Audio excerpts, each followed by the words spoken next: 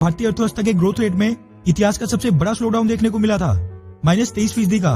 और होता भी क्यों ना, जिस तरह की महामारी चाइना ने फैलाई थी उसमें अर्थव्यवस्था या फिर व्यापार से पहले देश के स्वास्थ्य को तो रखना ही था, क्योंकि अगर जिंदा रहेंगे तभी तो देश की आर्थिक स्थिति को सुधार पाएंगे। लेकिन फिर भी भारतीय सरकार की चारों तरफ कड़ी आलोचना की जा रही थी और ये कहा जा रहा था कि इस सरकार की आर्थिक नीतियों ने देश को बर्बाद करके रख दिया है। लेकिन अब जैसे जैसे कोरोना की वैक्सीन आने के बाद इस महामारी का प्रभाव कम हो रहा है और आम लोग इसी के साथ जीना सीख रहे हैं, वैसे वैसे अब देश की अर्थव्यवस्था पटरी पर लौट रही है और देश एक बार फिर आर्थिक महाशक्ति बनने की रेस में सबसे आगे निकल रहा है। और ये चीज साफ हो रही है दुनिया भर की ग्लोबल फाइनेंशियल एजेंसीज की रिपोर्ट से, जिनके मुताबिक साल 2021 से 22 में भारत एक बार फिर चाइना को पीछे छोड़कर दुनिया की सबसे तेजी से तरक्की करने वाली अर्थव्यवस्था बन जाएगा।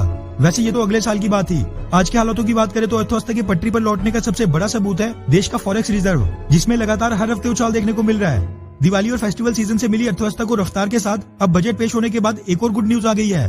कोरोना महामारी के संकट से उभरते हुए भारत का विदेशी मुद्रा भंडार अपने रिकॉर्ड स्तर पर पहुंच गया है। ये वैसे भारतीय सरकार की सबसे बड़ी उपलब्धि है, क्योंकि एक तरफ दुनिया के कई देशों का विदेशी मुद्रा भंडार लगातार कम हो रहा है, तो दूसरी तरफ भारत लगातार नए रिकॉर्ड बनाते जा रहा है। पिछले हफ्ते भारत का फॉरेक्स रिजर्व करीब $1 बिलियन बढ़ा था और अब मनी कंट्रोल के हवाले से ये खबर निकल कर आ रही है कि 29 जनवरी को खत्म हफ्ते में भारत का विदेशी मुद्रा भंडार $590 बिलियन के नए रिकॉर्ड स्तर पर पहुंच गया है। मात्र 7 दिनों के अंदर अंदर विदेशी मुद्रा भंडार में $4.85 बिलियन का उछाल देखने को मिला है। इसी के साथ ये मौका इतिहास में पहली बार आया है जब भारत का विदेशी मुद्रा भंडार $590 बिलियन के पार पहुंच गया हो।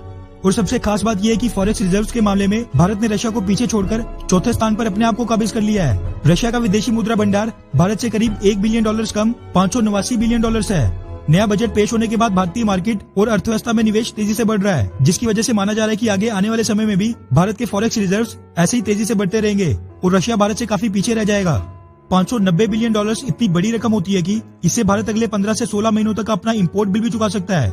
इसका मतलब है कि अगर भारत के पास विदेशी पैसा ना भी आए तो अगले 15 महीनों तक विदेश से आने वाले सामान की कीमत भारत बैठे बैठे चुका सकता है, जो कि ये दर्शाता है कि भारत आर्थिक रूप से पूरी तरह संपन्न है। वैसे इस चीज से ये भी साफ हो जाता है कि नरेंद्र मोदी सरकार के फैसलों का अर्थव्यवस्था पर सकारात्मक यानी कि पॉजिटिव इफेक्ट देखने को मिल रहा है। ऐसे में मन में ये ख्याल आना तो लाजमी है कि इस संकट के दौर में भी भारत का फॉरेक्स रिजर्व कैसे बढ़ रहा है। वहीं भारत के विदेशी मुद्रा भंडार के इतनी तेजी से बढ़ने की सबसे बड़ी वजह है भारतीय अर्थव्यवस्था में विदेशी निवेश यानी कि FDI और FCA का बढ़ना।